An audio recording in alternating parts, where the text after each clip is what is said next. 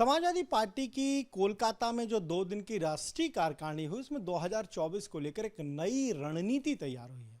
उस रणनीति में अब फोकस दलित वोटर्स पर रहेगा और इसीलिए पार्टी की तरफ से जो अवधेश प्रसाद हैं उनको और रामजी लाल सुमन को कहीं ना कहीं उनके फेस को आगे बढ़ाया जा रहा है।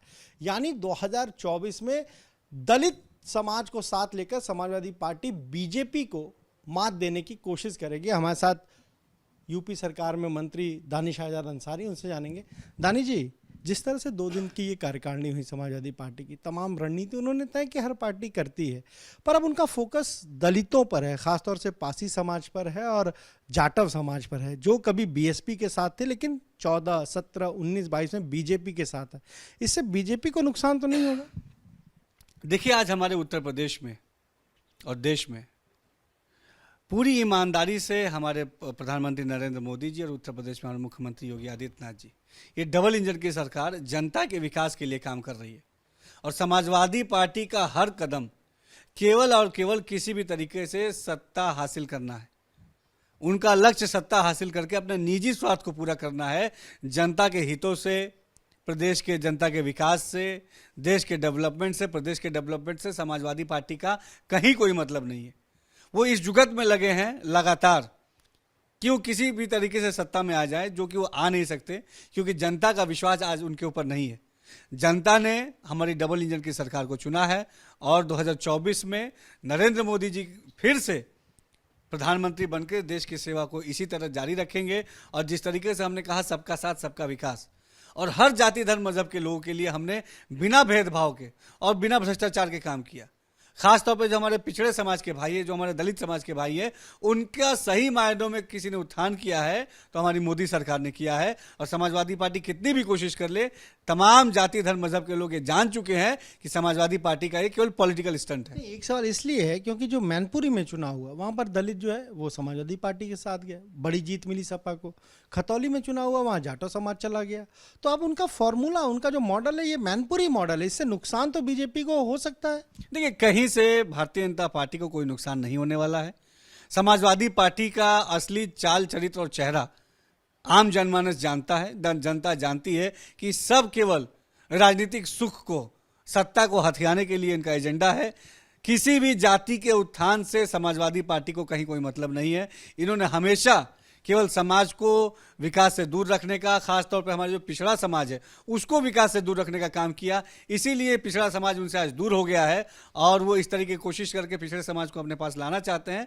लेकिन सब सच्चाई समाजवादी पार्टी के बारे में हम सभी जानते हैं। जिस तरीके से आप कह रहे हैं कि बीजेपी सबके साथ सबके विकास की बात करती है, अगर बात करें समाजवादी पार्टी का जो राजनीतिक प्रस्ताव पास हुआ उसमें उन्होंने बीजेपी पर तमाम आरोप लगाए कि बीजेपी विपक्षी दलों के नेताओं को बहुत उनके खिलाफ जांच करा रही है। आजम खां का जिक्र है, लेकिन देश में मुसलमानों को लेकर क्या स्थिति, उस पर उन्होंने कुछ नहीं कहा। आपको लग रहा है कि ये जो केजरीवाल मॉडल है, जहां पर कि बीजेपी जो आरोप लगाती है अखिलेश यादव पर मुस्लिम तुष्टीकरण का, उससे वो बचे भी रहे और मुसलमानों का वोट भी पाए, ये स्ट्रेटजी अब है सपा की?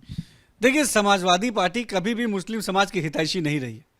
हमेशा हम मुसलमानों को गुमराह करने का, हमें जो गुमराह करके हमारा वोट लेने का और सत्ता में आने का काम ये समाजवादी पार्टी ने किया है। और जब भी वो सत्ता में आए हैं, मुसलमानों की तरक्की का कोई भी काम ग्राउंड पर उन्होंने नहीं किया है।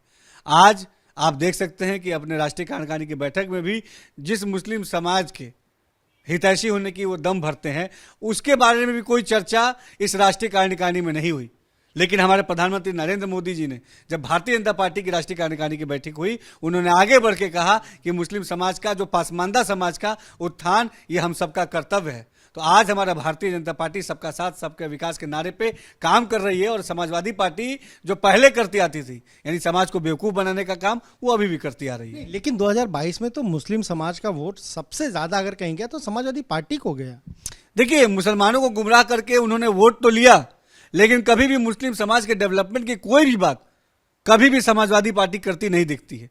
ना ही हमारे एजुकेशन के लिए, ना ही हमारे एम्पावरमेंट के लिए, ना ही एम्प्लॉयमेंट के लिए कोई भी मुद्दे समाजवादी पार्टी नहीं उठाने का काम करती है।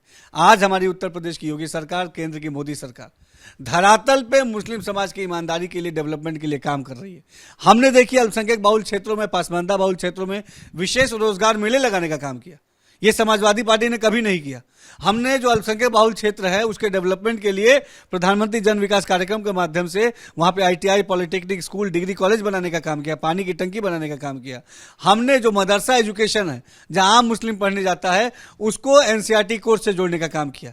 ये हमारी सरकार का काम है और इस काम से आज मुस्लिम समाज में विश्वास है। आप मदरसा शिक्षा की बात करें, वहाँ पर समय भी बदला आप लोगों ने, मदरसे में जो अब समय 8 से 2 होगा, ऐसा क्यों किया गया? देखिए, हमारी जो उत्तर प्रदेश की योगी सरकार है, प्रधानमंत्री नरेंद्र मोदी जी के मार्गदर्शन में आम जनमानस से संवाद करके विकास को सुनिश्चित करने वाली सरकार है। हम जनता के लिए हैं, जनता के द्वारा है और जनता की सुविधा के लिए हमें काम करना है, यही हमारी प्राथमिकता है। कई जगह से हमारे ऐसे मुस्लिम धर्मगुरुओं ने भी, हमारे मुस्लिम समाज के संभ्रांत लोगों ने भी ये कहा कि हमको टाइमिंग में कुछ फेरबदल करनी चाहिए। हमने आगे बढ़ के 8 से 2 जो टाइमिंग भी की। हमको कई सारे ऐसे लोगों ने बताया कि हमारे मुस्लिम समाज के जो मदरसा है उसमें दीन इस्लाम के साथ साथ आधुनिक शिक्षा भी लागू करनी चाहिए। हमने उस शिक्षा को भी लागू किया। हमको आम समाज के लोगों ने, मुस्लिम समाज के लोगों ने कहा कि हम मुस्लिम समाज के नौजवानों के लिए, रोजगार के लिए उनको कनेक्ट करने की जरूरत है। हमने रोजगार मेले लगाए। तो हम देखिए कि संवाद करके विकास को सुनिश्चित करना ये योगी सरकार, मोदी सरकार की प्राथमिकता है और ईमानदारी से हम इस प्राथमिकता पर काम कर रहे हैं। तो ये आपने सुना क्या कहना है अल्पसंख्यक कल्याण विभाग के राज्य मंत्री दानिश आजाद अंसारी का। साफ तौर पर वो कह रहे हैं कि जिस तरीके से समाजवादी पार्टी ने केवल मुस्लिम समाज का वोट हमेशा हासिल किया, और अगर मुस्लिम समाज के उत्थान की कोई बात कर रहा है तो वो बीजेपी है। कैमरा जीतन के साथ अनवर शुक्ला, AP गंगा, लखनऊ।